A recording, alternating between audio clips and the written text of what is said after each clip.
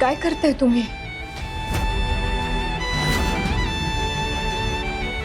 माझ्याकडे बघा. आज शाळेत श्रमदान आहे ना, असंच सांगितलंय ना तुम्ही पोरांना? मग मी शाळेत जाऊन त्यांच्याकडनं श्रमदान करून घे. तुम्ही इथंच थांबा.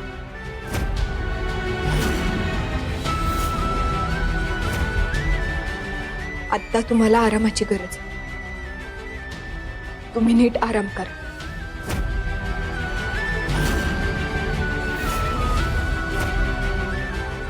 किती उशीर झालाय बाहेर बघितलं ना तुम्ही?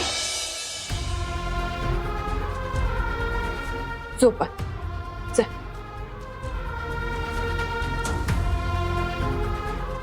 एवढं ऐकाल ना माझं?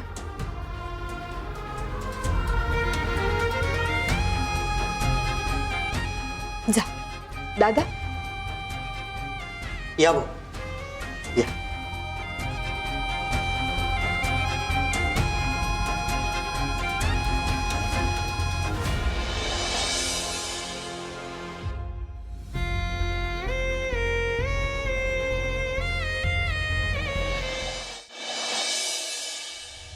अगं तू एकटीच जाणार? काय नाही होत मला.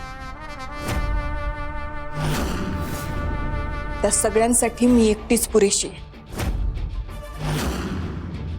भाऊंसाठी मी आपल्या शाळेला काही होऊ देणार नाही. आलेच.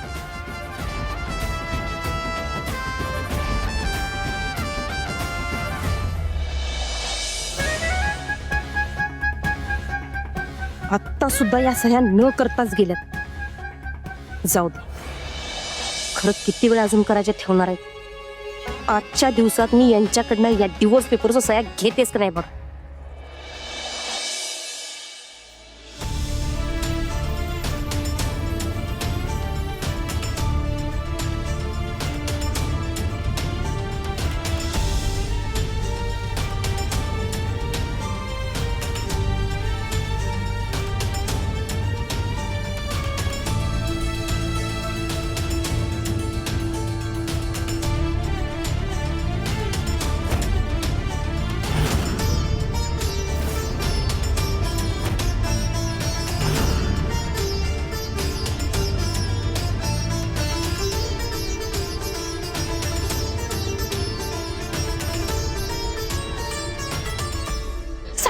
रीने, आधी माझं ऐक. मी काय बोलते. आधी सगळ्या पोरांना इथनं घेऊन जा आणि एका सुरक्षित ठिकाणी ठेव. कळलं? इथं काय होईल काही सांगता येणार नाही. पोरांच्या केसाला पण धक्का लागता कामा नाही. जा पटकन जा. जातो. आपण यांना घेऊन तिकडच्या साईडला जाऊया. चला पोरांनो, चला. चला.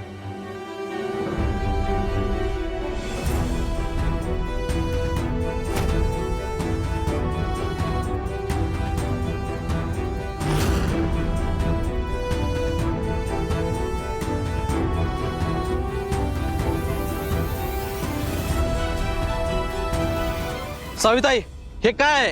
हे सगळं तुमच्यामुळे झालंय. तुमच्यामुळे भाऊसाहेबांनी ह्या जमिनी मुजुमदारांना दिल्यात म्हणून ते असं करू शकतात. होय, तुमच्यामुळेच आज या शाळेवरती बुलडोजर चालणार आहे आणि आमच्या पोरांचं जे नुकसान होणार आहे त्यासाठी फक्त तुम्हीच जबाबदार आहात. ह्या आमच्या लहान लहान पोरांच्या डोळ्यासमोर ही शाळा पडणार, बुलडोजर चालणार. काय वाटेल त्यांना? त्याचा जरा तरी विचार केलाय का तुम्ही? साविताई, भाऊंचं नाव खराब केलं तुम्ही. तुमच्यामुळे त्यांनी कमावलेला सगळा विश्वास, सगळी पुण्याई घालवली तुम्ही. हे बघा, मला माहितीये तुम्ही माझ्यावर लय चिडलाय. तुमचा राग मी समजू शकते. अहो पण आता ही वेळ राग काढायची नाहीये. प्लीज माझ्यावर विश्वास ठेवा. अजून शाळेला काही झालेलं नाहीये आणि मी काय होऊ पण देणार नाही. व्हायचं नसतं तर काहीच झालं नसतं. हे बुलडोजर या शाळेत आलाच नसता. काय उत्तर नाही म्हणून हवेत काय बोलू नका.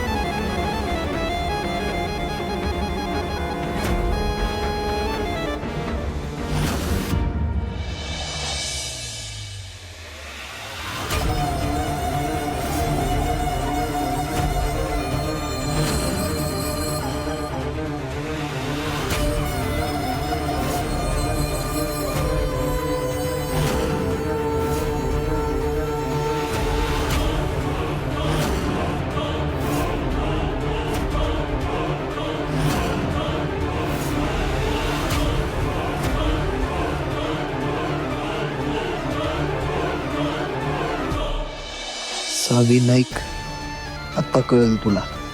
धैर्य मुजुमदारनं एकदा एखादी गोष्ट करायची ठरवली की ती पूर्ण करण्यासाठी वाटेल ती लिमिट क्रॉस करतो.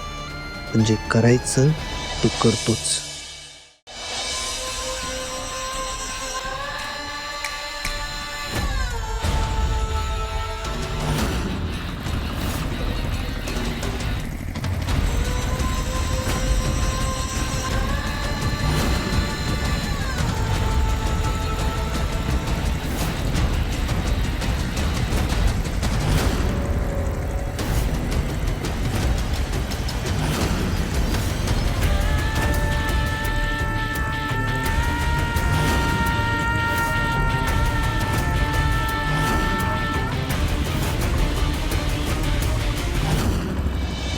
साविताई, हे सर्व तुमच्यामुळे होतंय.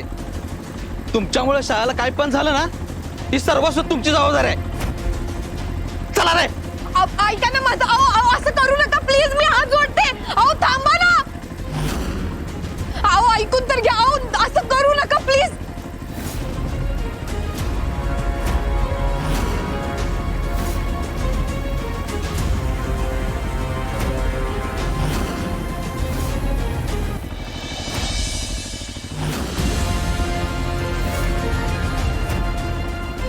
सावी नाईक, खरं तर ना त्यांच्याबरोबर तू सुद्धा निघून जायला हवं.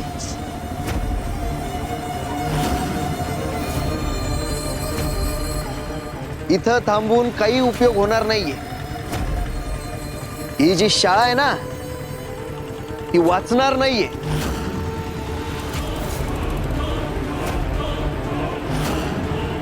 निदान जीव वाचवायचा असेल